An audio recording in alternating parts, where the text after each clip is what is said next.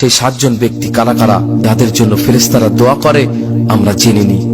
1 নম্বর, উজু অবস্থায় ঘুমানো ব্যক্তি। রাসূল সাল্লাল্লাহু আলাইহি সাল্লাম বলেছেন, যে ব্যক্তি পবিত্র অবস্থায় ঘুমায় তার সাথে একজন ফেরেশতা নিয়োজিত থাকে। অতঃপর সে ব্যক্তি ঘুম থেকে জাগ্রত হওয়ার সাথেই আল্লাহ তাআলার সমীপে ফেরেশতাটি প্রার্থনায় বলে থাকে, হে আল্লাহ, তোমার অমুক বান্দাকে ক্ষমা করে দাও, কেননা সে পবিত্র অবস্থায় ঘুমিয়েছিল।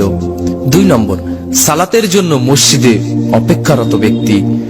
আবু হুরায়রা রাদিয়াল্লাহু তাআলা আনহু হতে বর্ণিত, রাসূল সাল্লাল্লাহু আলাইহি সাল্লাম বলেছেন, তোমাদের মাঝে কোনো ব্যক্তি যখন উজু অবস্থায় সালাতের অপেক্ষায় বসে থাকে, সে যেন সালাতেই রত।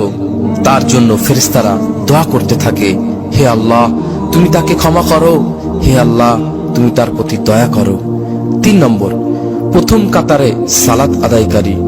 বারা রাদিয়াল্লাহু তাআলা আনহু হতে বর্ণিত, রাসূল সাল্লাল্লাহু আলাইহি সাল্লাম বলতেন, প্রথম কাতারের নামাজীদেরকে নিশ্চয়ই আল্লাহ তাআলা ক্ষমা করেন ও ফেরেশতারা তাদের জন্য ক্ষমা প্রার্থনা করে।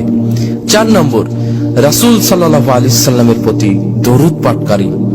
যে ব্যক্তি রাসূল সাল্লাল্লাহু আলাইহি সাল্লামের উপর দরুদ পাঠ করবে, আল্লাহ তাআলা তার উপর 70 বার দয়া করেন ও তার ফেরেশতারা তার জন্য 70 বার ক্ষমা প্রার্থনা করে। অতএব বান্দারা অল্প দরুদ পাঠ করুক বা অধিক দরুদ পাঠ করুক, এটা তার ব্যাপার। 5 নম্বর, রোগী পরিদর্শনকারী। রাসূল সাল্লাল্লাহু আলাইহি সাল্লাম বলেছেন, যে কোনো মুসলিম তার অপর মুসলিম ভাইকে দেখতে যায়, আল্লাহ তাআলা তার জন্য 70,000 ফেরেশতা প্রেরণ করেন। তারা দিনের যে সময় সে দেখতে যায় সে সময় থেকে দিনের শেষ পর্যন্ত তার জন্য ক্ষমা প্রার্থনা করতে থাকে, এবং সে রাতের যে সময় দেখতে যায় সে সময় থেকে রাতের শেষ পর্যন্ত তার জন্য ক্ষমা প্রার্থনা করতে থাকে। আল্লাহু আকবার। 6 নম্বর, মুসলিম ভাইয়ের জন্য দোয়াকারী। রাসূল সাল্লাল্লাহু আলাইহি সাল্লাম বলেছেন, কোন মুসলিম তার অনুপস্থিত ভাইয়ের জন্য দোয়া করলে তা কবুল করা হয় এবং তার মাথার কাছে একজন ফেরেশতা নিযুক্ত থাকে। যখনই সেই ব্যক্তি তার ভাইয়ের জন্য কল্যাণের দোয়া করে, তখন সে নিযুক্ত ফেরেশতা বলে, আমিন, অর্থাৎ হে আল্লাহ, কবুল করুন এবং তোমার জন্য অনুরূপ তোমার ভাইয়ের জন্য যা চাইলে আল্লাহ তোমাকেও তাই দান করুন। 7 নম্বর, কল্যাণের পথে দানকারী। রাসূল সাল্লাল্লাহু আলাইহি সাল্লাম বলেছেন, প্রতিদিন সকালে 2 জন ফেরেশতা অবতরণ করেন। একজন বলেন, হে আল্লাহ, দানকারীর সম্পদ বাড়িয়ে দাও, আর অপরজন বলেন, হে আল্লাহ, যে দান করে না তার সম্পদকে বিনাশ করে দাও।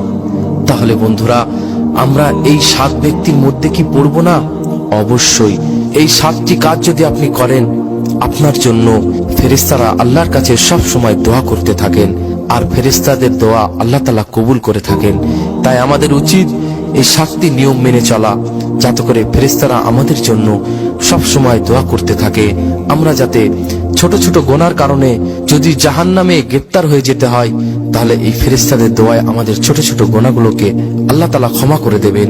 তাই আমাদের উচিত এই 7টি নিয়ম মেনে চলা। আজ একটি গুরুত্বপূর্ণ বিষয় আলোচনা করলাম। যদি ভালো লাগে অবশ্যই লাইক করবেন এবং বন্ধুদের মাঝে বেশি করে শেয়ার করবেন।